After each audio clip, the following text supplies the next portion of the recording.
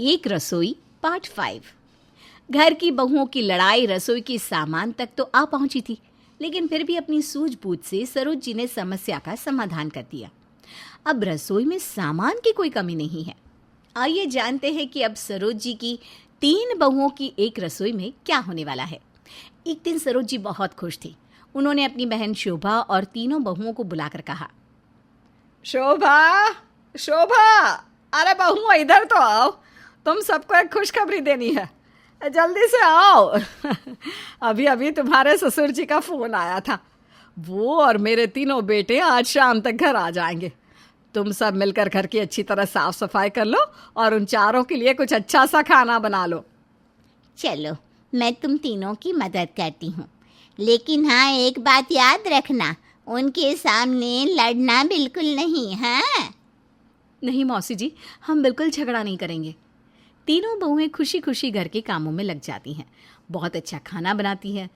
शाम को विनीता का पति वरुण, रेणु का पति राहुल, कोमल का पति कुणाल और अंत में सरोज जी के पति परमेश्वर सोमनाथ घर आ जाते हैं। उन्हें देखकर सरोज जी और उनकी तीनों बहुएं बहुत खुश होती है। इस बार बहुत दिन लगा दिया आपने आने में। आप खुद तो चले जाते हो और मेरे बेटों को भी ले जाते हो। अरे भाग्यवान, तुम्हें तो पता है हमें काम के सिलसिले में बाहर रहना पड़ता है। अब बातें ही करती रहोगी या कुछ पेट पूजा भी कराओगी? हाँ हाँ, क्यों नहीं। आप फ्रेश हो जाओ, मैं खाना लगवा देती हूँ। विनीता बहू, रेणु बहू, खाना लगा दो। तीनों बहुएं मिलकर खाना लगा देती है। घर में लोग ज्यादा हो गए और रसोई एक ही है, तो बहुएं कोशिश करती है कि घर के किसी सदस्य को शिकायत का कोई मौका ना मिले। विनीता ने सुबह जल्दी उठकर सबके लिए नाश्ता बनाया। विनीता, आज नाश्ता मिलेगा या नहीं? हाँ, अभी लाई। विनीता सबको नाश्ता दे देती है, लेकिन शोभा नाश्ता नहीं करती। अरे मौसी जी, आप नाश्ता क्यों नहीं कर रही हो? हाँ शोभा, क्या हुआ? अच्छा, तुम्हारा दलिया नहीं आया अभी तक। वरुण बेटा, क्या है ना, तुम्हारी मौसी ये सब पराठे, ब्रेड, मक्खन नहीं खाती, ये सिर्फ दलिया खाती है। विनीता बहू, जाओ दलिया ले आओ। ओ माँ जी, मैं तो दलिया बनाना भूल गई। वो सबके लिए नाश्ता बनाना था ना, तो याद ही नहीं रहा। विनीता, तुम्हारे अंदर दिमाग है या नहीं? जब मौसी जी के लिए दलिया बनाया ही नहीं तो सुबह से रसोई में कर क्या रही हो? रहने दो बेटा, आज मैं यही सब खा लूँगी। एक दिन ये खा लूँगी तो कुछ नहीं हो जाएगा। नहीं नहीं मौसी जी, आपके लिए दलिया ही बनेगा। रेनू, अगर विनीता भाभी भूल गई थी तो तुम्हें तो याद था ना, तुमने क्यों नहीं बनाया? मौसी जी हमारे घर की मेहमान है, उनका खास ध्यान रखना है तुम्हें, समझी? कोमल, तुम कहाँ थी सुबह से? जब दोनों भाभियों ने नहीं बनाया था तो तुम नहीं बना सकती थी? जाओ मौसी जी के लिए दलिया बना कर लाओ। रेनू और कोमल रसोई में जाती है और मौसी जी के लिए दलिया बनाती है। ऐसे ही शाम हो जाती है। तब सोमनाथ रेनू से कहते हैं, रेनू बहू। जी पापा जी। क्या कर रही हो बेटा? सबके लिए चाय बना रही हूँ। अच्छा ठीक है, मुझे भी देना एक कप चाय। रेनू सबको चाय बना कर देती है, लेकिन जैसे ही सोमनाथ चाय पीते हैं तो वो चाय मुंह से निकाल देते हैं। क्या हुआ जी, चाय अच्छी नहीं बनी क्या? चाय तो अच्छी है, लेकिन बहुत मीठी है।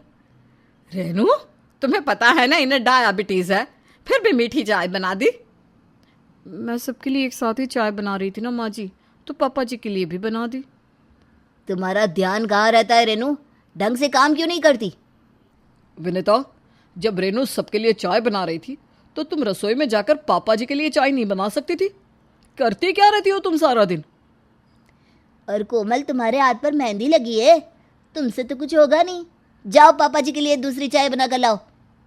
कोमल अपने ससुर के लिए चाय बनाने चली जाती है और चाय बनाते हुए सोचती है, विनीता दीदी और रेनू दीदी की वजह से मुझे भी सबकी बातें सुननी पड़ती है। पता नहीं कब जाकर घुस जाती है रसोई में। रात का सारा खाना मैं बनाऊंगी और किसी को शिकायत का मौका ही नहीं दूंगी। आज रात को रसोई मेरे हाथों में रहेगी। अब कोमल रात के खाने की तैयारी करने लगती है।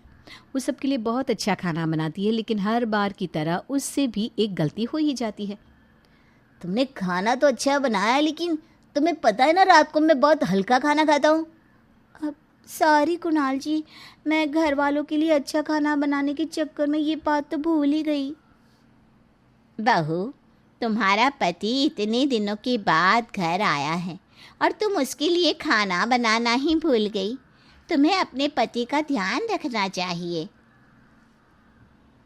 रेनू, जब कोमल खाना बना रही थी तब तुम क्या कर रही थी? तुमने कसम खा ली है क्या कि तुम कोई काम करोगी ही नहीं? नहीं, ऐसा नहीं है। कोमल ने मुझे बताया ही नहीं कि वो खाना बना रही है, नहीं तो मैं उसकी मदद करवा देती। और विनीता, तुम क्या कर रही थी? तुम नहीं बना सकती थी कुणाल के लिए खाना?